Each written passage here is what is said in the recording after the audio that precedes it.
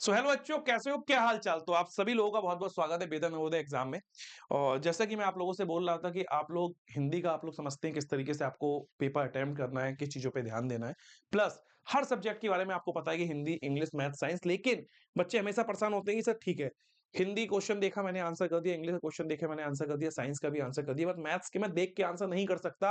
तो मैथ्स में मैं जो 35 आपके क्वेश्चन है जेएनबी क्लास 9th में, तो मैं उनसे 35 मार्क्स कैसे लेके आऊं, बस इसको हम लोग जानते हैं एक छोटी सी वीडियो में। और यहां पे मैं आपको उन चैप्टर्स पे वो बातें बताने वाला हूं कि इन चैप्टर्स पे आपको किस चीज पे फोकस करना चाहिए, ताकि उससे बनने वाले जो भी आपके क्वेश्चन है वो आपके कंप्लीट हो जाए, या फिर आप कह सकते हो आपके सही हो जाए, आपके 35 क्वेश्चन के 35 मार्क्स आपके सामने आ जाए। तो यहाँ पे देखो, आपको पेपर पैटर्न के बारे में मुझे बताने की नीड ज्यादा नहीं है। आपको पता है कि इंग्लिश में 15 क्वेश्चन है, ठीक है, हिंदी में 15 है, मैथमेटिक्स में 35 है, साइंस में 35 है।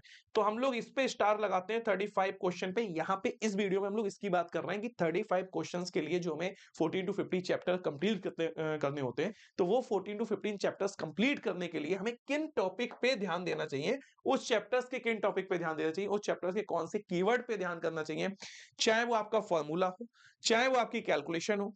तो किन बातों का ध्यान रखा जाए कि 35 क्वेश्चन आप कंप्लीट करो और आपके बढ़िया तरीके से पूरे मार्क्स आए। ठीक है, चलिएगा। सो यहाँ पे स्टार्ट करते हैं चैप्टर नंबर 1 से। हर चैप्टर में कुछ ना कुछ खास है, कुछ ना कुछ इंपॉर्टेंट पॉइंट है, तो उसको हम लोग समझते हैं। सबसे पहला चैप्टर है आपका परमेय संख्या, यानी नंबर सिस्टम। तो नंबर सिस्टम में हमें किस पे ध्यान देना चाहिए, उसमें क्या चीजें ऐसी हैं जो आपकी बनती हैं, जो आपके मैथ्स के पूरे मार्क्स लाने के लिए आपको सपोर्ट करेंगी, हेल्प करेंगी।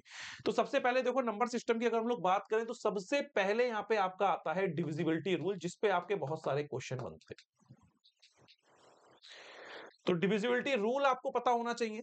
प्लस जो आपकी प्रॉपर्टीज हैं, जो आपकी प्रॉपर्टीज हैं रेशनल नंबर की, वो आपको आनी चाहिए। और रेशनल नंबर की प्रॉपर्टीज आपकी कौन सी वाली? भाई, एडिशन, सब्ट्रैक्शन, मल्टीप्लिकेशन और डिवीजन, 4 मैथमेटिकल ऑपरेशन के साथ आपकी जो 4 प्रॉपर्टीज हैं, कौन कौन सी बेटा? एक तो आपकी जो क्लोजर प्रॉपर्टी होती है वो आपको पता होनी चाहिए। आपकी जो कम्यूटेटिव प्रॉपर्टी होती है वो पता होनी चाहिए, यानी आप कह सकते हो जो आपका क्रम विनिमय वाला रूल होता है वो। ऐसी आपका क्लोजर प्रॉपर्टी हो गई, ऐसी आपकी एसोसिएटिव यानी सहचर्य वाला रूल हो गया। आपके मल्टीप्लिकेटिव, आपकी आइडेंटिटी, आपकी एडिटिव आइडेंटिटी, ये बेसिक चीजें आपके माइंड पे होनी चाहिए। इससे रिलेटेड ट्रू फॉल्स का कोई क्वेश्चन बनता है वो भी आपको आना चाहिए। ठीक है, ये आपका हो गया चैप्टर नंबर 1 में। डिविजिबिलिटी रूल आपको आने चाहिए। प्लस जो बेसिक फॉर्मूले होते हैं, जैसे अगर मैं कहूं कि n नेचुरल नंबर्स का सम क्या होता है, फर्स्ट n नेचुरल नंबर्स का सम क्या होता है, फर्स्ट n नेचुरल नंबर के साथ साथ फर्स्ट n इवन नंबर्स का सम क्या होता है। तो जो भी बेसिक फॉर्मूले हैं वो आपको आने चाहिए। और मैंने वन डे वन चैप्टर, ठीक है, और क्लास 9 की जो मैराथन है 12 आवर्स की, उसमें ये सारी चीजें कराई हैं, सारे फॉर्मूले दिखाए हैं, आप बहुत अच्छे से उन्हें कर सकते हैं। ठीक, अब आते हैं चैप्टर नंबर 2, वर्ग और वर्गमूल में। तो वर्ग और वर्गमूल के लिए, स्क्वायर एंड स्क्वायर रूट के लिए बेसिक कैलकुलेशन क्या काम करती है, आपको 1 से लेके, आप 9th क्लास में हो तो आपको 1 से 30 तक के जो है आपको स्क्वायर आपके माइंड में याद होने चाहिए। कैसे याद होने चाहिए? जैसे अगर मैं कहूंगी 25 का स्क्वायर क्या होता है, आप कहोगे 625। इससे आपको क्या हेल्प मिलेगी कि अगर मान लो मैं आपसे ये कहूं कि बेटा 676 का अंडर रूट क्या होता है, तो आपको पता होना चाहिए सर 26 होता है, 576 का 24 होता है, 529 का 23 होता है। तो ये चीजें अगर आपको याद है तो वहां पे कैलकुलेशन बहुत इजी हो जाती है। वहां पे आपको फाइंड आउट नहीं करना होता है किसी भी मेथड से। प्राइम फैक्टराइजेशन मेथड हो गया, या फिर आपका डिवीजन मेथड हो गया। फिर आपको वहां पे ऐसा नहीं करना है कि सर 676 2 से डिवाइड करके देख रहे हैं, 2 3 6, 2 3 6, 2 8 16। तो ये चीज आप वहां पे मत करिएगा, अपने टाइम को बचाइएगा, अपने टाइम को बचाइएगा। तो आपको चीजें 1 से 30 तक तो याद होनी चाहिए, उसके आगे कोई बहुत बड़ा नंबर है वो अलग चीज है, बट बेसिक चीजों में तो हम ना फंसे कम से कम, ये हमें ध्यान रखना है। ठीक है, तो 1 से 30 तक के स्क्वायर आपको पता होने चाहिए, प्राइम फैक्टराइजेशन की बेसिक प्रॉपर्टी पता होनी चाहिए, इसके जो बेसिक रूल हैं जिससे आप देख के बता सकते हो कौन सा नंबर परफेक्ट स्क्वायर है या नहीं है।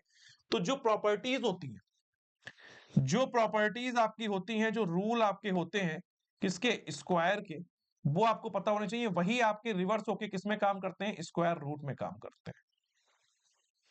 ठीक, अब आते हैं क्यूब एंड क्यूब रूट पे।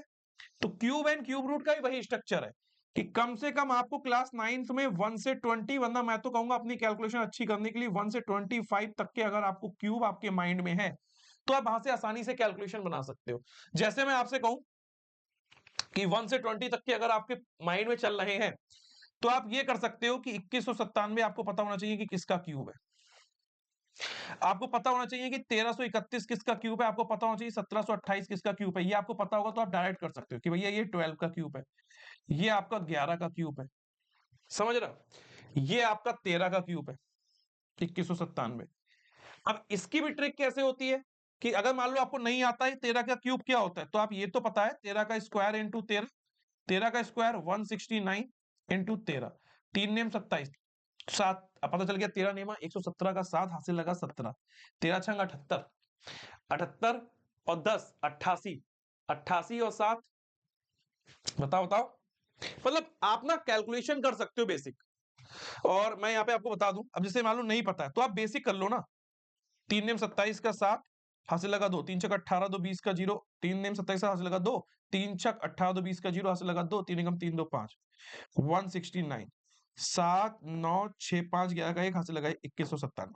तो कहने का मतलब आपके पास बहुत सारे रास्ते हैं, बस मैं यही बताना चाहता था कि आप कैसे ना कैसे करके चीजों को कम नहीं होने देना है, आपको अपने बेसिक तरीके से बेसिक चीजों पे पहुंचना है। ठीक है, ये भी पता चल गया। अब ऐसी क्यूब रूट हो जाएगा। अब आते हैं एक्सपोनेंट्स एंड पावर में। तो एक्सपोनेंट्स एंड पावर की जो बेसिक रूल है कि भैया अगर बेस सेम होगा तो पावर सेम होंगी, गुणा में घाते जुड़ती हैं, भाग में घाते घटती हैं, ये चीजें पता होनी चाहिए। तो अब देखो, अब इनसे कितना फायदा हुआ आपका, अगर आपका square and square root, cube and cube root की आपकी ये चीजें याद है, तो जो एक्सपोनेंट्स एंड पावर्स में मोस्टली क्वेश्चन बनते हैं वो बनते कैसे हैं। एक्सपोनेंट्स एंड पावर में मोस्टली क्वेश्चन इस तरीके के लिखे होते हैं। मान लो इसी तरीके से लिखा है कि 2197 की पावर 1/3 डिवीजन 1331 की पावर 1/3। तो ये आपको, अगर आपको क्यूब रूट और स्क्वायर रूट आपको याद है तो आपको पता है कि ये भी पावर बन जाएगा, ये भी बन जाएगा, तो वहां से आप आसानी से कर सकते हो। प्लस आपको बेसिक रूल यहाँ पे आने चाहिए। ठीक है, उसके बाद अनुपात एंड समानुपात में क्या है, अनुपात एंड समानुपात में आपकी बेसिक कैलकुलेशन है, इसमें आपकी बहुत ही बेसिक कैलकुलेशन है। प्लस आपको यहाँ पे प्रपोर्शन पे ज्यादा ध्यान रखना होगा। प्रपोर्शन पे किस पे ध्यान रखना होगा बेटा, प्रपोर्शन पे जो आपका मीन प्रपोर्शन होता है कि भैया b बराबर अंडर रूट ए सी क्या है, जो आपका थर्ड प्रपोर्शन निकालना होता है c बराबर बी स्क्वायर बटे ए क्या है, इससे रिलेटेड जो क्वेश्चन बनते हैं उनको ध्यान में रखना होता है। प्लस आपके कुछ क्वेश्चन आपके hint wise direct and inverse proportion के आ जाते हैं, तो उसके कॉन्सेप्ट को आपको ध्यान में रखना होता है, जिसमें आपके वो वाले फॉर्मूले लगते हैं, मैंने आपको बताया भी m1d1 इक्वल टू m2d2। तो जो मैं ये चैप्टर के, ये मैं आपको जो कॉन्सेप्ट बता रहा हूं कि भैया इस पे ध्यान रखना, इस पे ध्यान रखना, तो इससे रिलेटेड जो मैंने टॉप 20 क्वेश्चंस आपके रिकॉर्डेड फॉर्म में आपको इस यूट्यूब चैनल पे मिल जाएंगे, उनको आप जरूर देखिएगा। ठीक है, इसके बाद आते हैं हम लोग बात करते हैं मात्राओं की तुलना करना। तो मात्राओं की तुलना करना, कंपेयरिंग क्वांटिटीज में बहुत सारे टॉपिक है मेन। तो यहाँ पे मैं आपको बताऊं, सबसे पहला टॉपिक है परसेंटेज। परसेंटेज से रिलेटेड आपकी बेसिक कैलकुलेशन, बेसिक क्वेश्चन है, उन पे आपको ध्यान रखना है। उसके बाद दूसरा आपका है profit and loss, profit loss और डिस्काउंट। तो इसमें क्या करना है, इसमें कुछ ज्यादा नहीं, कैलकुलेशन बेसिक है, प्रॉफिट लॉस और डिस्काउंट, इन तीनों के आपके जो बेसिक फॉर्मूले हैं वो आपको पता होना चाहिए, जिस जिस तरीके से आप फॉर्मूले को यूज कर सकते हो। ठीक है, ये हो जाएगा। इसके बाद यहीं पे आपका सिंपल इंटरेस्ट है। तो सिंपल इंटरेस्ट का भी आपका बेसिक फॉर्मूला आपको पता है, पीआरटी अपॉन 100, और एक है टोटल अमाउंट वाला। और यहीं पे आपका कंपाउंड इंटरेस्ट का भी फॉर्मूला है। ये आपके दोनों, देखो किसमें रूल पे ध्यान देना है, किसमें फॉर्मूले पे ध्यान देना है, ये आपको पता होना चाहिए। ठीक, चाल दूरी समय, इसमें आपको क्या करना है, चाल दूरी समय में भी आपके basic formula speed equal to distance upon time से ले लोगे। ट्रेन वाले जो बेसिक फॉर्मूले वो आप लोग देख लीजिए कि जब ट्रेन आपकी जो है दोनों एक ही डायरेक्शन में चल रही है तो उनके बीच स्पीड में क्या रिलेशन आ रहा है, ट्रेन आपके आमने सामने अपोजिट डायरेक्शन में तो स्पीड में उनका क्या रिलेशन डिफाइन हो रहा है। प्लस एक दो क्वेश्चन आप लोग नाव वाले, बोट वाले, धारा वाले वो भी देख लीजिएगा, ताकि आपका कोई भी क्वेश्चन अगर मान लो बाई चांस एक क्वेश्चन स्टीम बोर्ड डाला था तो आप कर लोगे। और टॉप 20 क्वेश्चन वाली सीरीज में मैंने हर तरीके का क्वेश्चन डाला है। ठीक है, उसके बाद बीजीय व्यंजक एवं सबसमीकाओं की अगर हम लोग बात करेंगे तो बीजीय व्यंजक सबसमीकाओं पे वेरिएबल से रिलेटेड आपके क्वेश्चन बनते हैं, लेकिन वेरिएबल से रिलेटेड क्वेश्चन आपके बनते हैं उसमें आपको आइडेंटिटी का मतलब क्या है, आइडेंटिटी का मतलब ये कि सबसमीकाएं आपको पता होनी चाहिए। जैसे वो सबसमीकाएं आपकी क्या होती हैं,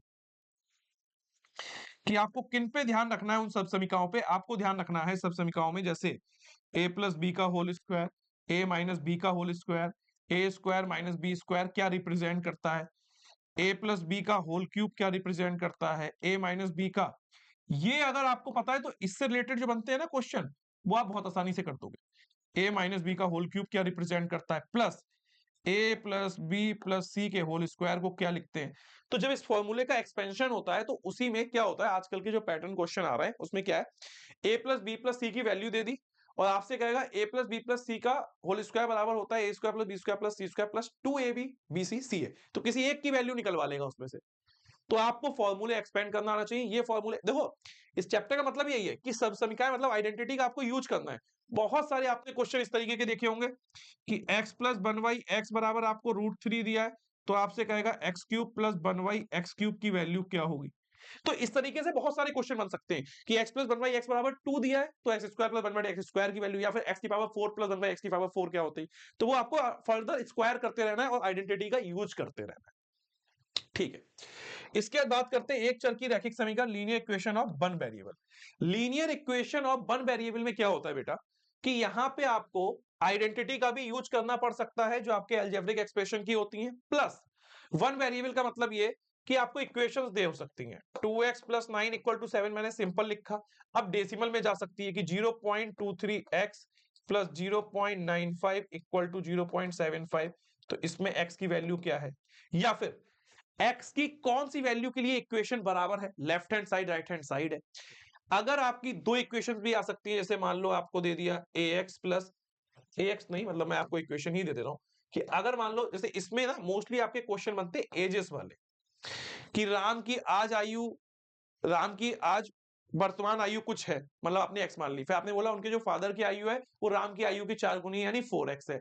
4 वर्ष बाद दोनों की आयु का अनुपात 4:3। तो इसमें मोस्टली मतलब जो इसमें मोस्टली आयु वाले क्वेश्चन बनते हैं वो आपको सॉल्व करना आना चाहिए, या फिर भिन्न वाले क्वेश्चन बनते हैं, फ्रैक्शन वाले आपने क्वेश्चन देखे होंगे कि हमारे पास कोई एक भिन्न है, बनते हैं ना इस तरीके के क्वेश्चन एग्जाम में भी आते हैं कि हमारे पास एक भिन्न है, अगर हम उसके अंश में 1 जोड़ दें, हर में 2 घटा दें तो उसका अनुपात 2:3 हो जाता है। अगर हम उसमें अंश में 4 जोड़ दें और हर में 1 घटा दें तो उसका अनुपात 4:3 हो जाता है। तो इस तरह की चीजें आपकी बनती रहती हैं, इस तरह के क्वेश्चन मैंने कराए हैं, तो आप लोग हेल्प यहां से ले सकते हो। नेक्स्ट हम लोग बात करते हैं ज्योमेट्री वाले पार्ट की, रेखाओं कोण और त्रिभुज। इसमें आपको किसको ध्यान रखना है, इसमें आपको सबसे पहले ध्यान रखना है रियल लाइफ एग्जाम्पल के, पैरेलल लाइंस के क्या होते हैं, समांतर रेखाओं क्या होते हैं, प्लस एंगल में आपको किस किसको ध्यान रखना है, देखो कॉम्प्लीमेंट्री एंगल, कोटि पूरक कोण पे ध्यान रखना है, संपूरक पे ध्यान रखना है, ठीक है, कोटि पूरक पे संपूरक पे, प्लस आपको जो एंगल्स आपके मैंने आपको बताए थे कि पैरेलल लाइन से और आपकी अल्टरनेटिव पैरेलल लाइन से एक ट्रांसवर्सल लाइन है, तो इसमें कौन कौन से एंगल बनते हैं कि ये वाला एंगल इसके इक्वल है, मतलब कहने का आपको संगत कोण का ध्यान रखना है, ठीक है, एकांतर कोण का ध्यान रखना है, आमने सामने दो लाइनें कट कर रही हैं तो ये आमने सामने के एंगल बराबर होते हैं, शीर्षाभिमुख कोण का आपको ध्यान रखना है, ठीक है, ये बेसिक चीजें हैं। ट्रायंगल्स की बात करें तो ट्रायंगल्स की जो बेसिक प्रॉपर्टी है, बेसिक रूल है, उसका ध्यान रखना है कि टाइप्स ऑफ ट्रायंगल कि अगर आपका इक्विलेटरल ट्रायंगल है तो उसकी साइड्स इक्वल है, उसके एंगल्स इक्वल है, तो वो चीजें आपको ध्यान रखनी है। अब आते हैं चतुर्भुज में। चतुर्भुज में आपको किसका ध्यान रखना है, ऑल टाइप्स ऑफ क्वाड्रिलेटरल, आपको जो चतुर्भुज के प्रकार हैं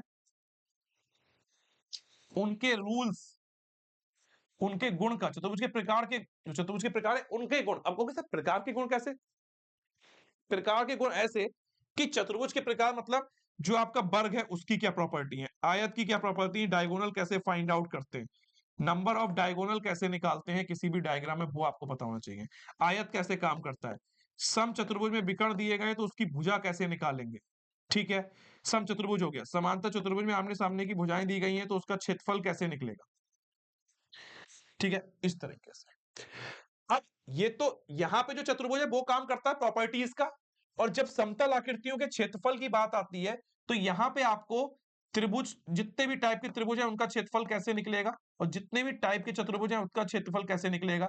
जैसे आयत का क्षेत्रफल होता है लंबाई गुणा चौड़ाई, वर्ग का क्षेत्रफल साइड स्क्वायर, हर चतुर्भुज का क्षेत्रफल अलग है कि भैया समांतर चतुर्भुज का क्षेत्रफल कैसे निकलेगा, बेस इंटू हाइट, सम चतुर्भुज का क्षेत्रफल क्या होता है, half into d1 into d2। तो उस तरीके के सारे जो, अब प्रॉपर्टीज के लिए प्रॉपर्टीज पता होनी चाहिए और क्षेत्रफल के लिए जो रूल्स हैं बेसिक वो रूल्स पता होने चाहिए। ठीक। अब आते हैं सतही क्षेत्रफल और आयतन पे। तो सतही क्षेत्रफल और आयतन क्या काम करता है कि भैया जैसे आपका घन है, आपका घनाभ है, इनके पृष्ठीय क्षेत्रफल क्या होते हैं, यानी इनका बेटा सरफेस एरिया क्या होता है। ठीक है, फिर हम लोग बात कर सकते हैं इनके संपूर्ण क्षेत्रफल की बात कर लेंगे, वही मतलब पृष्ठीय क्षेत्रफल, surface area, lateral surface area, इस तरीके से इसको ऐसे कनेक्ट करो कि पृष्ठीय क्षेत्रफल में आपका दो होते हैं, एक लेटरल सरफेस एरिया, एक टोटल सरफेस एरिया। ठीक है, वो आपको पता होना चाहिए। प्लस इसी में आपका स्पेयर, यानी आप उसको ले सकते हो, गोले को भी ले सकते हो, गोले का भी एक आध क्वेश्चन आ जाता है।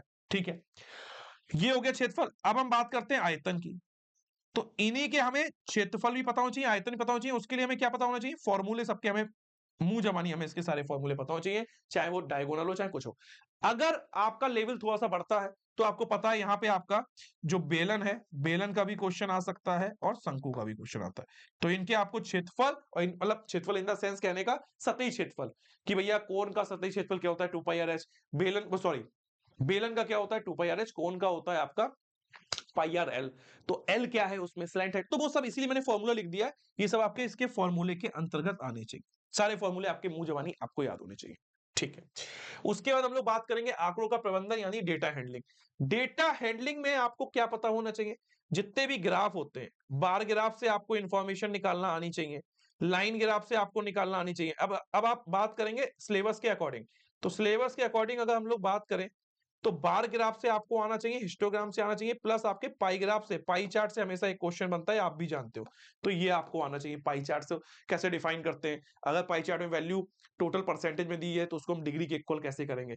फिर हम बात करते हैं प्रोबेबिलिटी की। प्रोबेबिलिटी में मतलब जो आपके मेनली तीन ही तरह से क्वेश्चन आते हैं, या तो आपके क्वाइन पे आएंगे, सिक्के पे, ठीक है, या फिर आपके डाइस यानी पासे पे आएंगे, या फिर आपके डेक ऑफ कार्ड्स, जो 52 आपके कार्ड्स होते हैं उस पे आते हैं। अगर मैं आपको सही बताऊं तो मोस्टली मैंने जो आपको हर चैप्टर की जो जो एक एक पॉइंट बताए, इससे रिलेटेड अगर आप टॉप 20 क्वेश्चन की सीरीज देखोगे तो सभी के मिल जाएंगे। अगर आपको नहीं मिलेंगे तो सिर्फ एक का नहीं मिलेगा, मे बी घना घना, बट आप उसको मैराथन में देख सकते हो। पर मैंने सारे चैप्टर मतलब जो जो मैंने यहाँ पे चैप्टर की जो आपको पॉइंट बताएंगे, इस पे ध्यान दो, इस पे ध्यान दो, उससे रिलेटेड ही मैंने टॉप 20 क्वेश्चन की सीरीज बनाई है 15 चैप्टर की। तो अगर हर चैप्टर के 22 भी आप सीरीज को देखोगे तो आपको बहुत हेल्प मिल जाएगी यहाँ से लास्ट मोमेंट पे भी। तो ये एक छोटा सा एक तरीका था कि आप मैथ्स में किन पॉइंट पे ध्यान दो। बाकी सभी लोग 8 फैब को पेपर के बाद फटाफट से चैनल पे आए और अपने आंसर की को सॉल्व करें, अपने आंसर को मिलाएं, वहीं से आप समझ सकते हैं कि आपके कितने क्वेश्चन सही है। मैं तो कहूंगा आपके सभी सही हैं और आप सभी लोगों का सिलेक्शन होगा। ठीक है, so thank you so much, मिलते हैं नेक्स्ट वीडियो।